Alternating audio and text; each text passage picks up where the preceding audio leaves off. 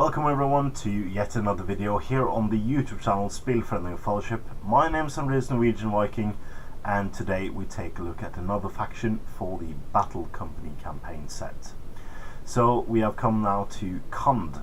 The backstory for Khand is the following. The Varyags of Khand are a warlike race of people, and the lands are divided into many small kingdoms that are constantly at war with each other. Due to an unending conflict, Khandish men are skilled fighters, and many sell their services as mercenaries to the highest bidder. Many are found fighting for Sauron, seeking to enrich themselves or given in tithe by some fearful ruler. Either way, the Varyags are content to plunder and raid as long as they receive their share of the spoils. So Khand is an interesting warband. They have very low defense, but they have good fight and access to chariots, which are very cool. So again, as the rune Eastlings we saw yesterday, we don't have many options for reinforcements or basic warriors. So as with all warbands, you choose a starting warband either from the example starting warband or from the reinforcement list. You nominate 3 of those models to be your heroes, 1 captain, which gets 1 of each heroic points, might, will, and fate, and the 2 sergeants get 1 each of fate. So you have in the starting company 5 Khandish warriors with 2-handed axes and 2 Khandish warriors with bows. The reinforcement list is Khandish warrior for 7 points. So the total warband is 56 gold, and that's not the best use of the points. I can talk a bit about that later. So your equipment list for the warriors, they can of course only take items they can normally take in a normal battle of SPG. So normal Khandish warriors only have access to 2-handed axes or bows for 1 gold.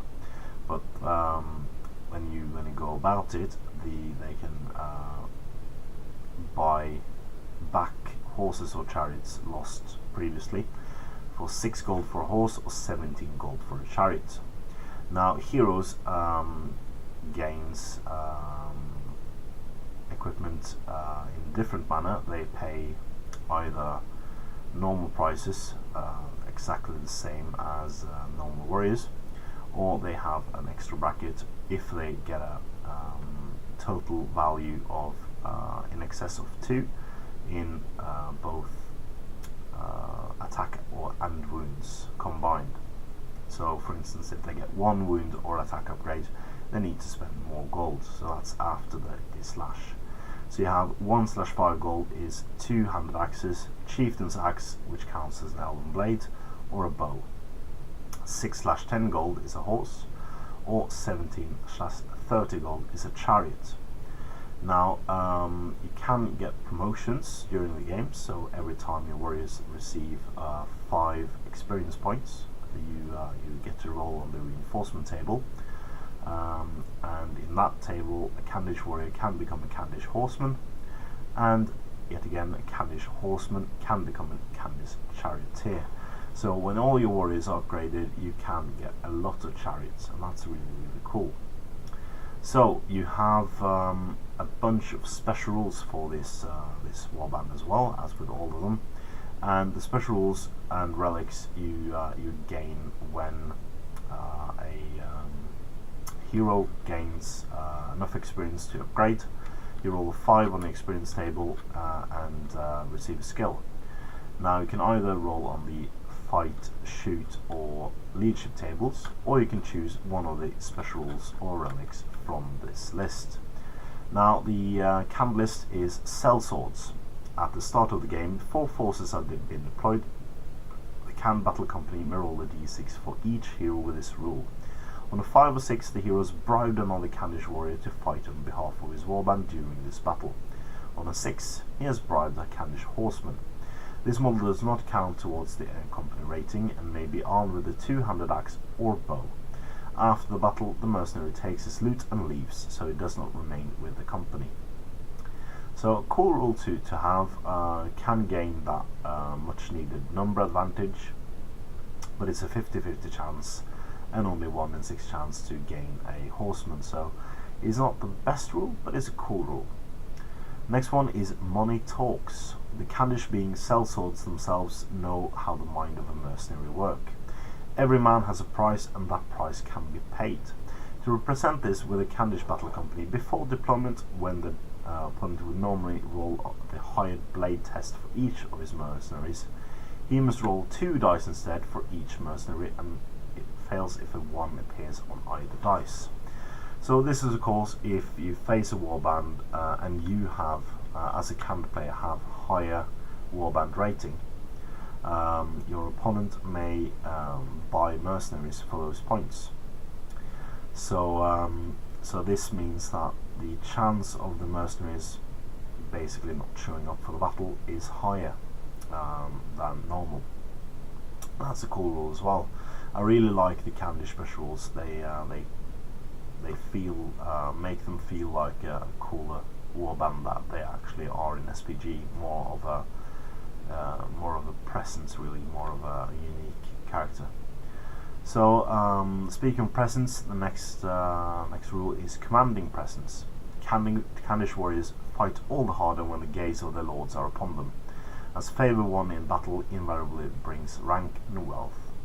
All Khandish warrior treat this hero as a banner, and this is really cool. So you need to get that crucial reroll, especially when you're higher fight. So that means you do win those battles, small skirmishes.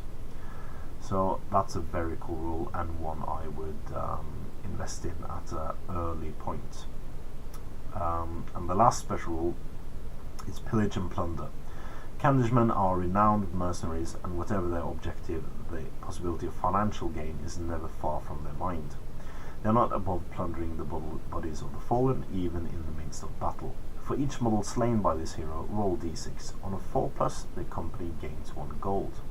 In addition, the scenario uses victory points to determine uses victory points to determine who wins the game. Add 1 victory point for each gold generated. So this is a cool way to actually make you win more games and gain more gold in that favour, but also gain more gold as you go along. So this means you can buy more chariots and recruit more warriors. So a very cool rule as well. And the last special thing is of course an item, the relic, and that's Kaisemu's Revenge.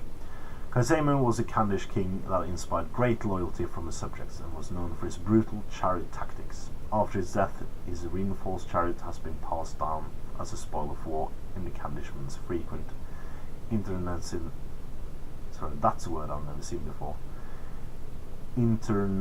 squabbles. You learn every day. If the hero is equipped with a chariot, he is counted as monstrous cavalry, although he may only use the barge brutal power attack. So only barge, no hurls and no rend. Kaisemu's Revenge is a unique chariot and may only be used by 1 hero at a time.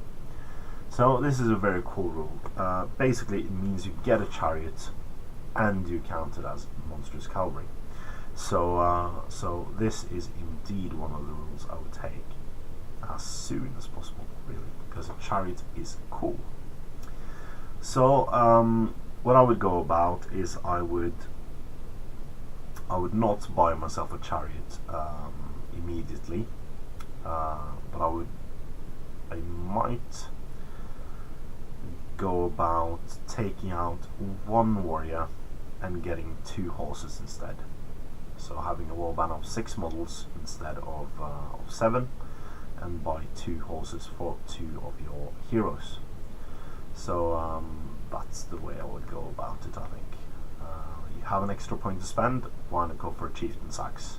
You get an elven blade on your captive, basically. So yeah, I think Khand is a cool warband, and hope to see many use them. Of course, they are also subject to to missing out on a few out of production models that you will have to pay a pretty penny for on eBay as we speak now. Of course, Games Workshop is releasing more models that have been out of production, so we might see Canned getting some love in the future. So please join us next week as we take a look at the final warband, penultimate final warband in the Fallen Kingdoms, and that is Horrod. So as always, please comment, like, share and subscribe, and support your Hobbit hobby.